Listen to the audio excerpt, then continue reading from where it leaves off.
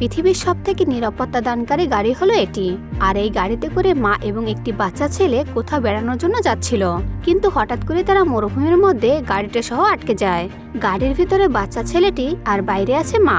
এমন সময় মা কি করবে, কারণ গাড়িটা পুরোপুরি লক হয়ে গেছে। ভেতর থেকে কেউ বাইরে আসতে পারবে না, আর বাহির থেকে কেউ ভেতরেও ঢুকতে পারবে না। প্রচন্ড গরমের কারণে বাচ্চাটি প্রায় মারা যাচ্ছিল। এদিকে মা প্রাণপণ যুদ্ধ করেও গাড়িটা ভাঙতে পারছিল না। শেষমেশ বাচ্চাটার সঙ্গে কি হয় তাই দেখবো এই মুভিতে। মুভির শুরুতেই একটি গাড়ির বিজ্ঞাপন দেখানো হয়, যে গাড়িটি অত্যন্ত উন্নত প্রযুক্তি সম্পন্ন। আর এই গাড়িটির নাম হলো মনোলিথ। দেখা যায় যে কোম্পানি গাড়িটি বানিয়েছে তাদের দাবি এটা দুনিয়ার সবথেকে নিরাপদ এবং শক্তিশালী একটি গাড়ি। কোনোভাবে দুর্ঘটনার সম্মুখীন হলে এই গাড়িটিকে একেবারে লক করে দেওয়া হয়, আর এতে করে কোনো বোমা বা কোনো বিস্ফোরণ এই গাড়িটি খুলতে পারবে না। এমনকি বলা যেতে পারে এই গাড়িটি একটি মিলিটারি ট্যাঙ্কের মতো কাজ করবে। এরপর এই গাড়িটিকে এমনভাবে প্রোগ্রাম করা হয় যে কেউ তার মোবাইল ফোন দিয়ে পুরো গাড়িটিকে নিয়ন্ত্রণ করতে পারবে। এমনকি এই গাড়িতে একটি এআই ফিচারও লাগানো আছে, যার নাম হলো লিলিথ। এটি অ্যাপেলের সিরি বা অ্যামাজনের অ্যালেক্সার মতো একটি ভয়েস অ্যাসিস্ট্যান্ট হিসেবে কাজ করে। চালক যাতে তার কথার দ্বারাই এই গাড়িটি চালাতে পারে তার জন্য এই ফিচার লাগানো হয়েছিল। পাশাপাশি গাড়িতে থাকা সেন্সর কোনো সামনের ঝুঁকিপূর্ণ রাস্তা বা কোনো খারাপ আবহাওয়ার খবর আগে থেকে শো করে, আর নিজে থেকে গাড়ির চালককে সতর্ক করে দেয় এবং গাড়িকে নিরাপদ জায়গায় নিয়ে আসে। এর মানে এটি একটি সর্বোচ্চ নিরাপত্তাধীন গাড়ি। তাই গাড়িটা বাজারে আসার সঙ্গে সঙ্গে অনেকে এটিকে কিনে ব্যবহার করতে শুরু করেছে। তাদের মধ্যে অস্ট্রেলিয়ান সান্ডা নামের একজন মহিলাও এই গাড়িটি ব্যবহার করতে শুরু করে। আর সান্ডার স্বামীর নাম হলো কার্ল। সে এই গাড়িটি সান্ডাকে উপহার দিয়েছিল। এরপর দেখা যায় সান্ডা তার ছেলেকে নিয়ে সেই গাড়িতে করে যাচ্ছিল। সান্ডা ডেভিডকে নিয়ে তার দাদির বাসায় বেড়াতে যাওয়ার জন্য রওনা হয়। সান্ডা যেতে যেতে গাড়ির ফাংশনগুলো চেক করে দেখতে থাকে। তখন সান্ডা সেই এআই ফিচার লিথিলের সাথে কথা বলতে থাকে। লিথিল ছিল অনেক স্মার্ট একটি এআই ফিচার। গাড়িতে যে ছোট একটি বাচ্চা রয়েছে সেটা সে বুঝে নিয়েছিল। এটা দেখে সান্ডা অবাক হয়ে বলে, কিভাবে বুঝলে গাড়িতে একটা বাচ্চা আছে? তখন লিলিথ জানায় সে গাড়ির সিটে বসা যাত্রীদের ওজন দেখেই বুঝতে পারে যে কার কেমন বয়স হতে পারে। এজন্য সে বুঝে গিয়েছিল যে পিছনের সিটে একটা বাচ্চা আছে। এসব শুনে তো সান্ডা পুরো অবাক হয়ে যায়। এরপর সান্ডা লিলিথকে জিজ্ঞাসা করে, তুমি কি আগে এই গাড়িতে ওঠা যাত্রীদের ওজন দেখতে পারবে? এটা শুনে লিলিথ আগে যাত্রীদের ওজন শ্রেণী শো করে। তবে সেটা দেখে সান্ডার চোখ মুখে অস্বস্তির একটা ছাপ লক্ষ্য করা যায়, কারণ ওজন অনুযায়ী তার স্বামীর পাশে কোনো মেয়ে বসেছিল। এসব দেখে সান্ডা আবার কালকে সন্দেহ করতে শুরু করে এবং ভাবতে থাকে কাল তাকে চিট করছে না তো। কিছুক্ষণ পর দেখা যায় কাল সান্ডাকে কল করছে। এরপর কাল ভিডিও কলে তার ছেলের সঙ্গে কথা বলে। আর এখানে একটা বিষয় জানা যায়, ডেভিড কালকে বাবা ডাকলেও সান্ডাকে মা বলে ডাকতো না।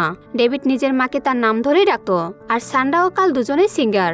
যদিও কাল এখনো তার কাজ চালিয়ে যাচ্ছিল, কিন্তু মা হওয়ার পর সান্ডা এসব কাজ ছেড়ে দিয়েছিল।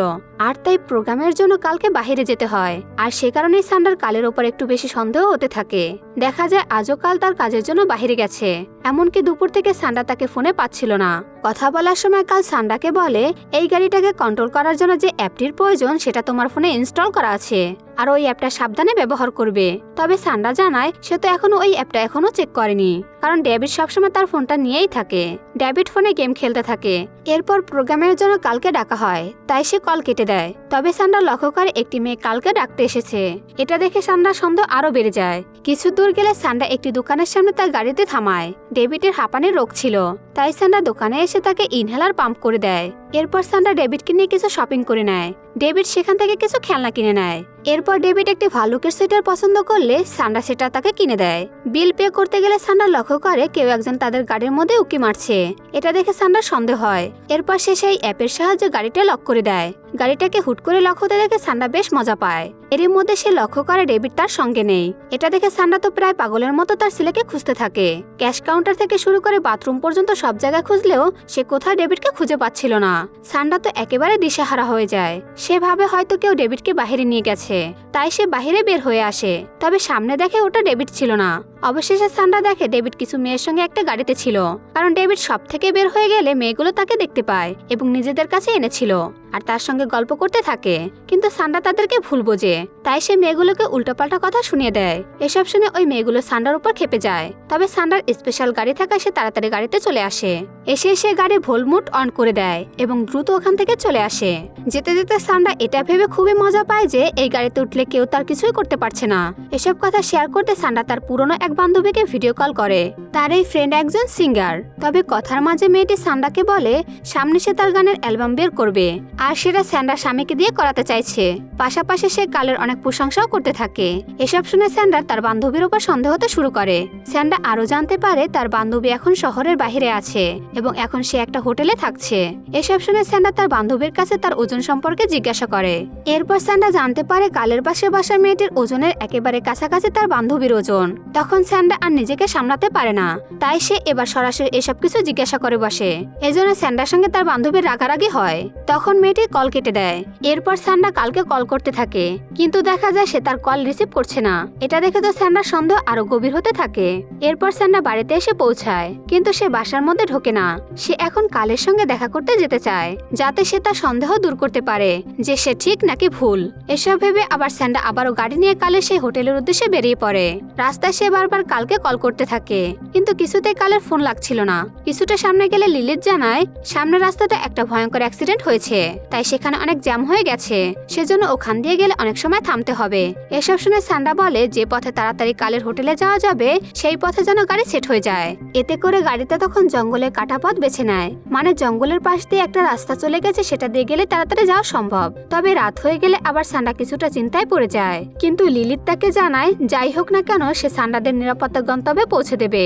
এরপর স্যান্ডা সামনে কিছু একটা আলো দেখতে পায়। তখন সে চিন্তা করে ওখান থেকে সে কিছু খাবার কিনে আনবে, কিন্তু কাছে গেলে সে দেখতে পায় এটা একটা বিদ্যুৎ স্টেশন, আর এখানকার আশেপাশের রাস্তাগুলো একেবারে মরুভূমির মতো শূন্য ছিল। এসব দেখে আবার স্যান্ডা অনেকটা নার্ভাস হয়ে পড়ে, তাই সে একটা সিগারেট ধরায়। ডেভিডের যাতে কোনো অসুবিধা না হয় তাই সে জানালাটা খুলে রাখে। তবে গাড়িটা স্মার্ট গাড়ি হওয়ার কারণে অ্যালার্ম বাজতে শুরু করে, কারণ সে গাড়িতে ধূমপান ডিটেক্ট করছে, আর আবার সে এই ধূমপান না ফেলে দেওয়া পর্যন্ত এটা থামবে না। এসব দেখে স্যান্ডা ভীষণ রেগে যায়, আর গাড়ির এই প্রোগ্রাম লিলিতকে অফ করে রাখে। আর লিলিত না থাকায় পুরো গাড়িটাকে স্যান্ডাকে কন্ট্রোল করতে হবে, আর কোনো বিপদ আসলেও সেটা স্যান্ডা আগে থেকে জানতে পারবে না। আর তার থেকেও বড় বিষয় হলো নিরাপত্তার বিষয়টা এখন আগের মতো থাকে না, কারণ লিলিতকে স্যান্ডা অফ করে রেখেছে। অন্যদিকে সিগারেটের ধোঁয়াতে ডেভিডের শ্বাসকষ্ট হতে শুরু করে। এসব দেখে স্যান্ডা আবার সিগারেট ফেলে দেয় আর ডেভিডের কাছে ক্ষমা চায়, আর ডেভিডকে শান্ত করার জন্য পিছনে তাকায়। ঠিক তখন এই গাড়ির সামনে একটি হরিণ এসে পড়ে এবং ধাক্কা লেগে সেখানে হরিণটি মারা যায়। স্যান্ডা তো হতবাক হয়ে যায়, কি হয়ে গেল এসব। এদিকে ভয়ে ডেভিডও কাঁদতে শুরু করে দেয়। স্যান্ডা তখন ডেভিডকে তার ফোনটা দেয় এবং সেটাই গেম খেলতে বলে, আর সে বাইরে দেখতে আসে। বের হলে সে দেখে হরিণটা খুব বাজেভাবে গাড়ির নিচে পিষে গেছে, আর ওই হরিণটা ওখান থেকে না সরানো পর্যন্ত স্যান্ডা গাড়ি নিয়ে এগোতে পারছিল না। বাইরে স্যান্ডা সেটা সরানোর জন্য চেষ্টা করতে থাকে, তবে দেখা যায় ভিতরে ডেভিড গেম না খেলে ভুল করে সেই মনোলিথ অ্যাপটাকে ওপেন করে ফেলে। এরপর সে অ্যাপের মাধ্যমে পুরো গাড়িটাই লক করে ফেলে, তাও কিনা ভোল্ট মোডে। তখন এই গাড়ি কিছুতে বাহির থেকে খোলার কোনো চান্সই নেই, আর স্যান্ডা চাইলেও কিছুতেই ঢুকতে পারবে না। এটা বুঝতে পেরে স্যান্ডা দৌড়ে এসে জানালার গ্লাসগুলো থামানোর চেষ্টা করে, তবে কিছুতেই কিছু হয় না, পুরো গাড়ি ভোল্ট মোডে চলে যায়। এসব দেখে স্যান্ডা আতঙ্কিত হয়ে যায়। তাকিয়ে দেখে এখনো ডেভিড সেই অ্যাপটা অফ করেনি, তাই সে ভাবছিল এখনো হয়তো সময় আছে গাড়িটা খোলা যেতে পারে। সেজন্য স্যান্ডা বাইরে বসে ডেভিডকে হাত দিয়ে বোঝানোর চেষ্টা করতে থাকে, কিন্তু ডেভিড কিছুই বুঝতে পারছিল না।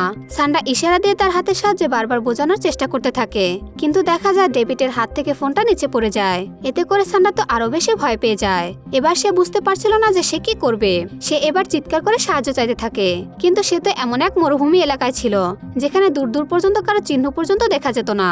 আশেপাশে জঙ্গল আর দূরে কিছু পাহাড়ি দেখা যায়। এমন এক জায়গায় সে কি করে সাহায্য পাবে। এরপর সে গাড়ির কাছে এসে লিলিতকে ডাকতে থাকে, কিন্তু স্যান্ডা তো রেগে লিলিতকে অফ করে দিয়েছিল, আর এই গাড়িতে এমন কোনো অটো সিস্টেম ছিল না যে তাকে সাহায্য করতে পারবে। লিলিত অন থাকলে হয়তো কিছু করতে পারতো। মরু এলাকা হয়, সেখানে রাত বাড়ার সঙ্গে সঙ্গে ঠান্ডা বাড়তে শুরু করেছিল।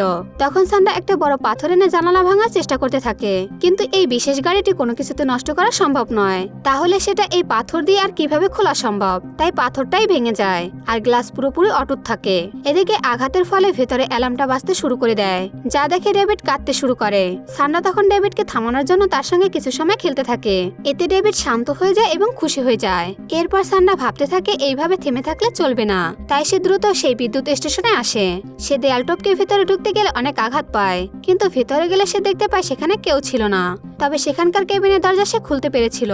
এরপর সান্ডা একটা কেবিনে ঢুকে পড়ে। সে এখানে একটা সার্ভিস সেন্টার ফোন দেখতে পায়, কিন্তু কিছুতেই কল করতে পারে না, কারণ রাত 8টার পর সব সার্ভিস অফ হয়ে যায়। আর পরের দিন ছিল রবিবার, এর মানে তাদের সাপ্তাহিক ছুটির দিন থাকবে।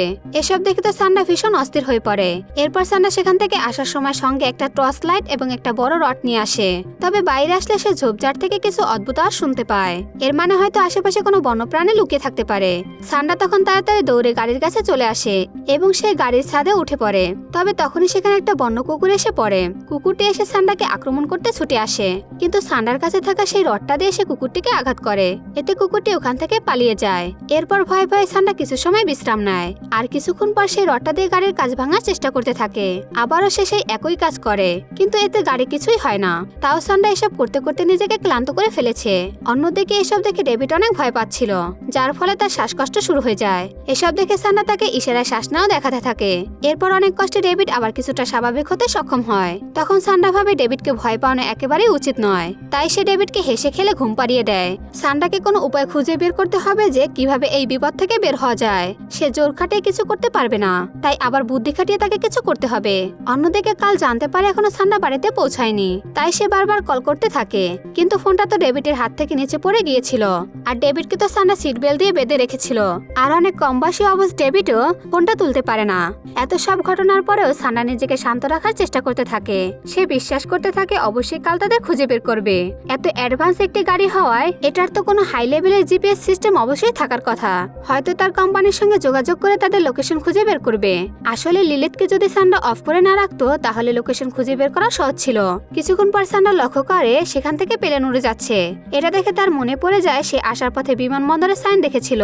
এর মানে এখান থেকে কিছু দূরে হয়তো একটা কোনো এয়ারপোর্ট আছে।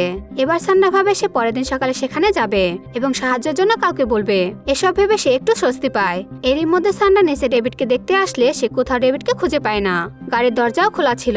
এরই মধ্যে সে দেখে সামনে পাথরের পাশে ডেভিড বসে আছে। সে তো প্রায় সেখান থেকে পড়ে যাচ্ছিল। এসব ভাবতে ভাবতে সান্ডার চোখ খুলে যায়। দেখা যায় সান্ডা এসব কিছু স্বপ্ন দেখছিল। এরপর দেখা যায় সত্যি কিছুটা দূরে একটা এয়ারপোর্ট রয়েছে। সকাল হলে দিনের আলোতে সান্ডা বুঝতে পারে সে আসলে কোন জায়গায় এসে পড়েছে। এমন একটা জায়গায় কেউ তাদেরকে সাহায্য করতে আসবে না। এলাকাটা মরু হওয়ার কারণে দিন বাড়ার সঙ্গে সঙ্গে তাপমাত্রা বাড়তে শুরু করে, যার কারণে ডেভিড ঘামতে শুরু করে। যদিও গাড়ির মধ্যে কিছু ফ্যান ঘুরতে দেখা যায়, কিন্তু ডেভিডের গায়ে একটি সোয়েটার ছিল, আর সেটা ডেভিড খুলতে পারছিল না। সান্ডা অনেক চেষ্টা করে সেটা ডেভিডের গা থেকে খোলাতে পারে না। সান্ডা কিছুই করতে পারছিল না। এদিকে তাপমাত্রা হু হু করে বেড়ে চলছিল। এবার সান্ডা কোনো উপায় না পেয়ে কিছুটা গরম কাটাতে তার টি শার্টটি খুলে গাড়ির উপর মেলে দেয়। এরপর সান্ডা এয়ারপোর্টের উদ্দেশ্যে রওনা হয়ে যায়। তবে ডেভিড তাকে যেতে বারণ করে। সে বলে আমার অনেক ভয় লাগছে। তবে কোনো উপায় না থাকা সান্ডাকে ডেভিডকে সেখানে একা রেখে এগিয়ে যেতে হয়। এমন মরু এলাকায় শুধু পাহাড়ের পর পাহাড় ছাড়া আর কিছুই দেখা যাচ্ছিল না, কিন্তু সাহায্যের জন্য কেউ নেই। কিছুটা গেলেই তীব্র রোদের কারণে সান্ডার ভীষণ পানি পিপাসা লাগে। অনেক খুঁজে সে দূরে একটা ছোট নদী দেখতে পায়। তবে কাছে গেলে দেখে সে জল খাওয়ার মতো ছিল না, কিন্তু নিজেকে বাঁচাতে সান্ডাকে সেই জল পান করতে হয়। এরপর সান্ডা সেখানকার একটি ছোট পাহাড়ে ওঠার চেষ্টা করে, কারণ সে আগে দেখতে চেয়েছিল সত্যি আশেপাশে কোনো এয়ারপোর্ট আছে কিনা, আর থাকলেও সেটা কত দূরে আছে। উপরে উঠলে সান্ডা দেখতে পায় কাছে সেই এয়ারপোর্টটা রয়েছে। এটা দেখে সান্ডা খুব দ্রুত বেগে সেখানে গিয়ে দৌড়তে থাকে। তবে তার ভাগ্য এতটাই খারাপ ছিল যে সে গিয়ে দেখে এই এয়ারপোর্ট একটা পরিত্যক্ত এয়ারপোর্ট। সেখানে সে একটা নষ্ট প্লেন পড়ে থাকতে দেখে। এরপর সান্ডা প্লেনের মধ্যে প্রবেশ করে যাতে সাহায্যের জন্য কিছু পেতে পারে। সে পুরো প্লেনটা ভালো করে দেখতে থাকে, কিন্তু সেখানে খাবার বা তার উপকারে কিছুই দেখতে পায় না। সে সামান্য কিছু জুস পায় যেটা ছিল নষ্ট। যদিও সেখানে সে একটা ওয়াকিটকি খুঁজে পায়, কিন্তু সেটাও কোনো কাজ করছিল না। এরপর সান্ডা সেখান থেকে একটি ওয়াটার জার আর একটি টায়ার নিয়ে বেরিয়ে আসে। এরপর সে ওই টায়ারটা আগুন লাগিয়ে দেয় যাতে করে কেউ এই কালো ধোঁয়া দেখতে পায় এবং বুঝতে পারে হয়তো কোনো মানুষ এখানে বিপদে রয়েছে, তার এখন সাহায্য দরকার। এরপর সান্ডা সেই জারটাতে জল ভরে নেয়, কারণ সে ওই জল দিয়ে গাড়িটাকে কিছুটা ঠান্ডা করার কথা চিন্তা করে। কিন্তু ওই জারটা নিয়ে ফেরার পথে সান্ডা ভীষণ ক্লান্ত হয়ে পড়ে। কোনোভাবে সে কষ্ট করে গাড়ি পর্যন্ত চলে আসে। তবে এসেই সে দেখে তার টি শার্টটি একটি ঝোপের মধ্যে পড়ে আছে। সে দৌড়ে ডেভিডের কাছে গেলে দেখে ডেভিড এত গরমে ভীষণ অসুস্থ হয়ে পড়েছে। সান্ডা বারবার ডাকাডাকি করলেও ডেভিড কোনো রেসপন্স করে না। গাড়ি এতটাই গরম হয়ে গিয়েছিল যে সান্ডা সেই গাড়িতে ঠিক করে হাত দিতে পারছিল না। এসব দেখে সান্ডা সেই জারের সব জল আস্তে আস্তে গাড়ির ওপর ঢালতে থাকে। এসব করার সময় সান্ডার মাথায় একটা বুদ্ধি আসে। আসে। সেভাবে সে যখন গাড়িতে ধূমপান করছিল তখন অটো সেন্সারের কারণে এমনিতে গাড়ির জানালা খুলে গিয়েছিল। এসব ভেবে সে গাড়ির পেছনে এসে এয়ার ভেন্টিলেশনের কাছে আগুন জ্বালিয়ে ধোঁয়া সৃষ্টি করতে থাকে যাতে কোনোভাবে গাড়ির জানালা আবার খুলে যায়। কিন্তু এটা করে সান্ডা আরো বেশি বোকামি করে ফেলে, কারণ আগের বার তো সান্ডা গাড়ির মধ্যে বসে সিগারেট খেয়েছিল, যার কারণে এমনটা হয়েছিল। তবে এবার গাড়ির বাইরে ধোঁয়া হওয়ার কারণে গাড়ির ভেতরে এয়ার ভেন্টিলেশনটা অফ হয়ে যায়। এর মানে আগে যে একটু বাতাস ভেতরে প্রবেশ করত এখন সান্ডা সেই রাস্তা বন্ধ করে দিয়েছে। এর ফলে গাড়ির ভেতরে তাপমাত্রা দ্রুত বাড়তে শুরু করে। আর এমন হলে ডেভিড বেশিক্ষণ আর ওখানে বেঁচে থাকতে পারবে না। এসব দেখে তো সান্ডা এবার একেবারে দিশেহারা হয়ে পড়ে। এরপর সে তার কাছে থাকা রডটা দিয়ে প্রাণপণ আঘাত করতে শুরু করে, কিন্তু কিছুতেই তার গাড়ি খোলে না। আর এবার এই সর্বোচ্চ নিরাপত্তা দেওয়া গাড়ি যেন তার ছেলের জন্য একটা মৃত্যু ফাঁদে পরিণত হয়েছে। এমন অবস্থায় সে নিজেকে দুনিয়ার সবচাইতে অসহায় মা মনে করতে থাকে। চেষ্টা করতে করতে এক পর্যায়ে সে তার সর্বোচ্চ শক্তি হারিয়ে ফেলে এবং ওখানে প্রায় অজ্ঞান হয়ে পড়ে যায়। সে ভাবতে থাকে হয়তো ডেভিড মারা গেছে। এরপর দেখা যায় অনেকদিন পর সান্ডা আবার ওই জায়গায় কার্লের সঙ্গে এসেছে। আর সে ওই জায়গায় এসে চিৎকার করে বলতে থাকে সে ওই দিন তার ছেলেকে বাঁচাতে পারেনি। ঠিক তখনই কাল তাকে বলে, আজকে যদি ডেভিডকে বাঁচাতে না পারো তাহলে পুরো জীবনটাই এই দোষ কাঁধে বয়ে বেড়াতে হবে তোমার। তাই এখনো সময় আছে, তাড়াতাড়ি উঠে ডেভিডকে বাঁচিয়ে নাও। এরপর সান্ডা তার জ্ঞান ফিরে পায়। সে দৌড়ে এসে ডেভিডকে ডাকতে শুরু করে। কিছুক্ষণ পর ডেভিডের আঙ্গুল একটু নড়তে শুরু করে। এর মানে ডেভিড মারা যায়নি, সে এখনো বেঁচে আছে। এটা দেখে সান্ডা অনেকটা আশা ফিরে পায়। ঠিক তখনই সেখানে ওই বন্য কুকুরটি চলে আসে। কুকুরটি এসে তাকে আক্রমণ করতে ছুটে আসে, কিন্তু সান্ডা দ্রুত গাড়ির নিচে ঢুকে যায়। বন্য কুকুরটি ভীষণ হিংস্র হওয়ার কারণে সান্ডা কিছুতেই তার সঙ্গে পেরে উঠছিল না। তবে এরই মধ্যে সান্ডা বুঝতে পারে কুকুরটি আসলে ওই মৃত হরিণটাকে নেওয়ার জন্য সেখানে এসেছে। তখন সান্ডা ওই হরিণটাকে সেখান থেকে সরিয়ে দেয় আর কুকুরটি সেটা নিয়ে ওখান থেকে চলে যায়। তবে এর পরের মুহূর্তে দেখা যায় হরিণটি সরে যাওয়া গাড়িটি পিছন থেকে পিছিয়ে যেতে শুরু করেছে। সেটা তো আবার পিছনের দিকে প্রায় পড়ে যাওয়ার মতো অবস্থা হয়ে যায়। সান্ডা অনেক চেষ্টা করলেও গাড়িটিকে থামাতে পারছিল না, কিন্তু ভাগ্য বলে সেখানে একটি পাথরের টুকরা থাকার কারণে গাড়ি থেমে যায়। এরপর সান্ডা পাহাড়ের নিচে তাকালে তার মাথায় একটা বুদ্ধি আসে। সে ভাবে এই গাড়িকে তো সর্বোচ্চ নিরাপত্তা গাড়ি বলা হয়, যদি এই গাড়িটা নিচে পড়ে যায় তাহলে তো গাড়ির এটা বোঝার কথা হয়তো যাত্রীদের ইনজুরি হয়েছে, আর তখন সব লকগুলো অটো খুলে যাওয়ার কথা। আর এখন এছাড়া আর অন্য কোনো পথ খোলা নেই, তাই এবার এটাই করতে হবে। তাছাড়া ডেভিডের এমন অবস্থায় কিছুতে ওই গাড়ির মধ্যে আর বেশিক্ষণ বাঁচতে পারবে না। এরপর সান্ডা অনেক চেষ্টা করে আস্তে আস্তে গাড়িটিকে পিছিয়ে নেয় এবং সেখানে পাহাড় থেকে নিচে ফেলে দেয়। এরপর দেখা যায় নিচে পড়ার সঙ্গে সঙ্গে গাড়িটি বুঝে যায় যে সে নিচে পড়ছে। এতে করে সে তার ব্যালেন্স ঠিক করে ফেলে। এ কারণে এত উপর থেকে পড়লে ডেভিডের কিছু হয় না। সান্ডা খুব দ্রুত পাহাড় থেকে নামতে থাকে। সে অনেক আহত হয়ে পড়ে, তবু সে তাড়াতাড়ি গাড়ির কাছে চলে আসে। গাড়ির কাছে আসলে সে দেখতে পায় সত্যি গাড়ির গেট খুলে গেছে আর ডেভিড এখনো বেঁচে আছে। এরপর সান্ডা তাড়াতাড়ি ডেভিডকে সেখান থেকে বের করে আনে আর তার জামা কাপড় খুলে তাকে ঠান্ডা করতে থাকে।